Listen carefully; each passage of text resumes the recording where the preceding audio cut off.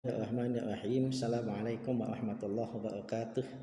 Bismillahirrahmanirrahim. Salatu wassalamu ala Rasulillah sayyidina Abdillah. Qala Allah Ta'ala fil Qur'anil Karim. A'udzu billahi minasyaitonir rajim. Bismillahirrahmanirrahim. Yarfa'illahu alladhina amanu minkum walladzina utul ilma darajat. Wa qala an-nabiy sallallahu alaihi wasallam utlubul ilma minal mahdi ilal lahdi. Apa kabar anak-anakku sekalian? Semoga kita semua dalam keadaan sehat walafiat dan selalu semangat dalam belajar. Baik anak-anakku sekalian, kita akan mengikuti pelajaran pendidikan agama Islam dan budi pekerti ya, tentang hormat dan patuh kepada orang tua dan guru. Ini bab 8 di sesi pertama. Kenapa Bapak katakan sesi pertama? Karena bab ini akan Bapak bagi menjadi 2 kali pertemuan ya. Nah, anak sekalian, seperti biasa sebelum kita mulai, kita berdoa terlebih dahulu. Kita mohon kepada Allah, mudah-mudahan Allah cerdaskan otak kita, Allah terangkan hati dan pikiran kita, dan kita mohon kepada Allah mudah-mudahan ilmu yang kita dapat menjadi ilmu yang berkah, ilmu yang bermanfaat untuk kehidupan di dunia maupun di akhirat nanti. Mari kita angkat kedua tangan kita. Bismillahirrahmanirrahim. Raditu billahi rabba wa bil islami dina wa bi Muhammadin nabiyya wa rasula. Rabbi zidna ilma wa zidna fahma. Amin ya rabbal alamin. Ya, anak sekalian, kita akan mulai ya. Hormat dan patuh kepada orang tua. Apa itu hormat? Hormat adalah menaruh rasa takdim, memuliakan atau menghargai. Sedangkan patuh adalah taat atau mematuhi perintah secara ikhlas. Ingat ya, taat itu patuh dengan perintah tapi dilakukan dengan ikhlas. Kalau tidak ikhlas namanya bukan taat atau patuh. Nah, lalu apa arti hormat dan patuh kepada orang tua? Ya, hormat dan patuh kepada orang tua berarti mematuhi perintah orang tua secara ikhlas sebagai bukti untuk menghargainya. Menghargai siapa? Menghargai kedua orang tua kita ya. Itu arti daripada hormat dan patuh kepada kedua orang tua.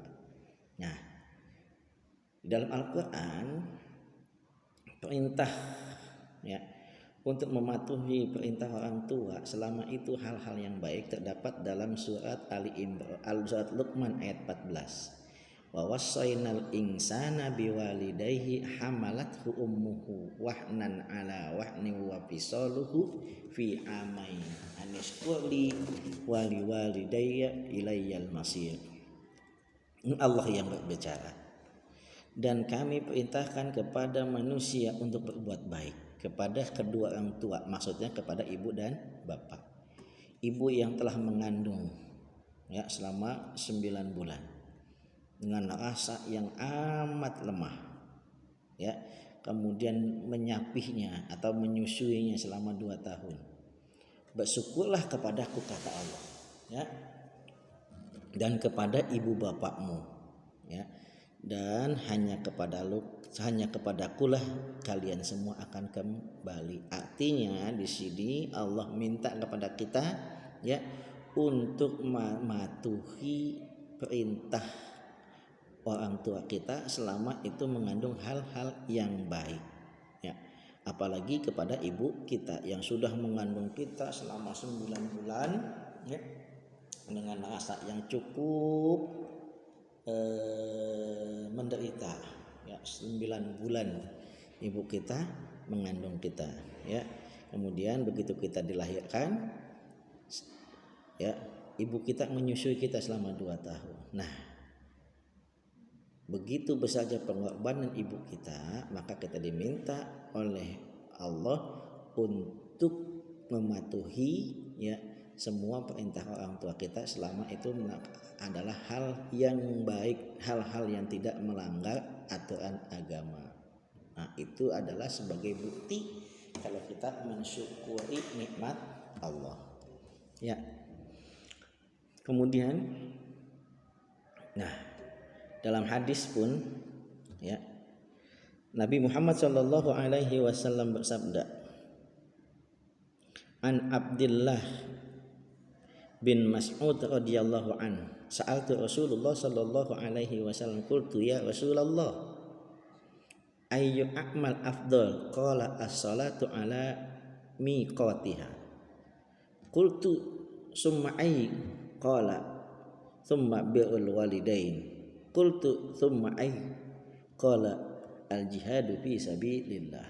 Nah, dari Ibnu Mas'ud radhiyallahu an, dia pernah bertanya kepada Rasulullah sallallahu alaihi wasallam, ya. Ya Rasulullah, amalan apa yang paling afdol, yang paling mulia? Nabi menjawab, salat pada waktunya. Lalu apa lagi ya Rasulullah?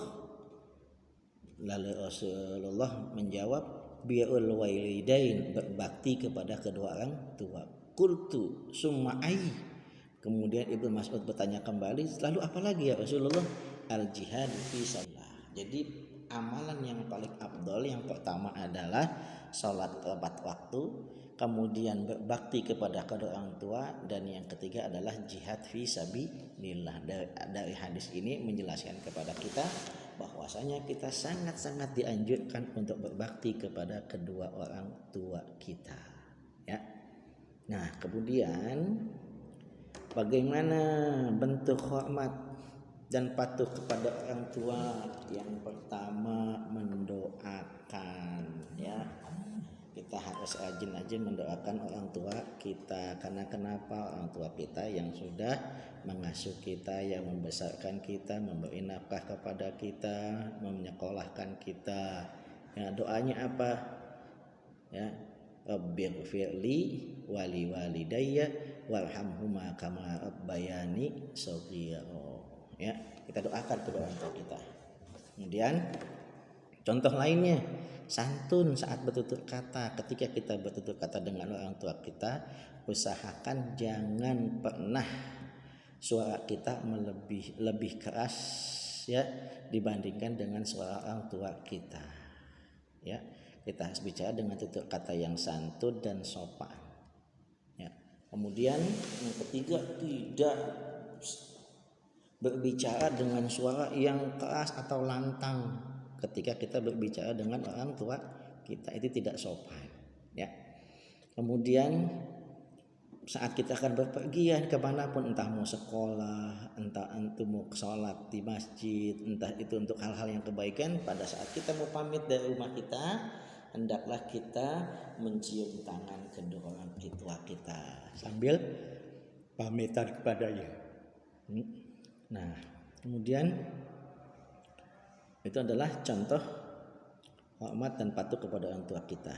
Nah, contoh yang lainnya, ya, menyayangi adik kita, itu pun salah satu bentuk hormat dan patuh kepada kedua orang tua kita. Kita lihat orang tua kita sedang mengerjakan tugasnya, lihat adik kita nangis, kita dekati adik kita, kita bujuk agar adik kita tidak menangis. Itu pun adalah salah satu bentuk, ya, hormat dan patuh kepada kedua orang tua.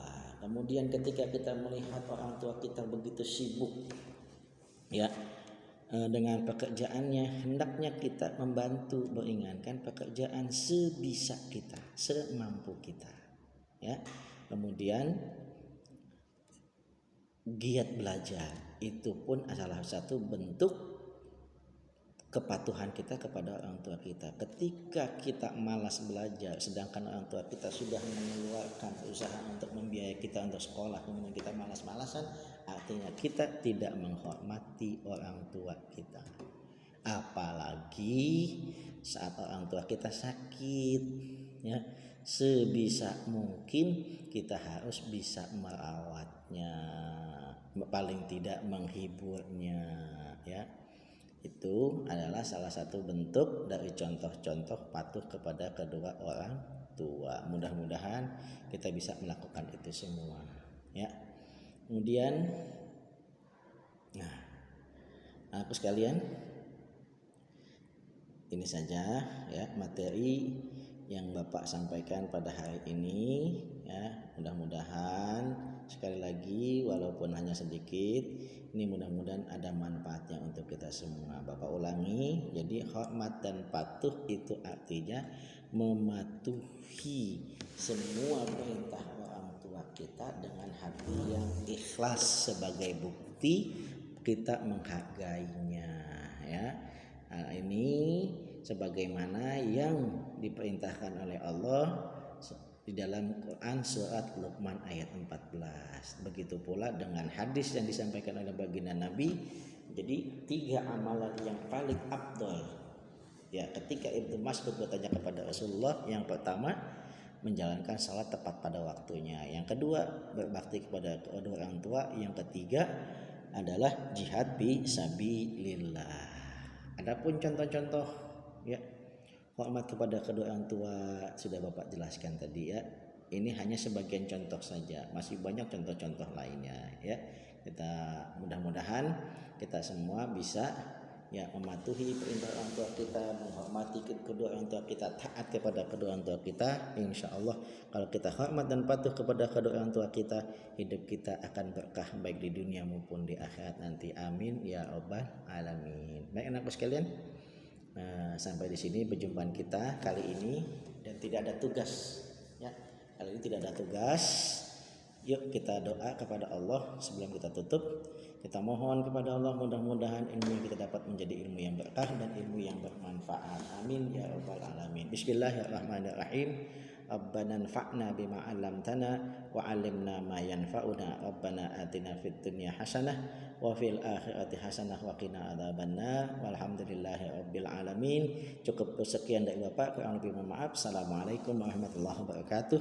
Sampai jumpa di pertemuan berikutnya. Insya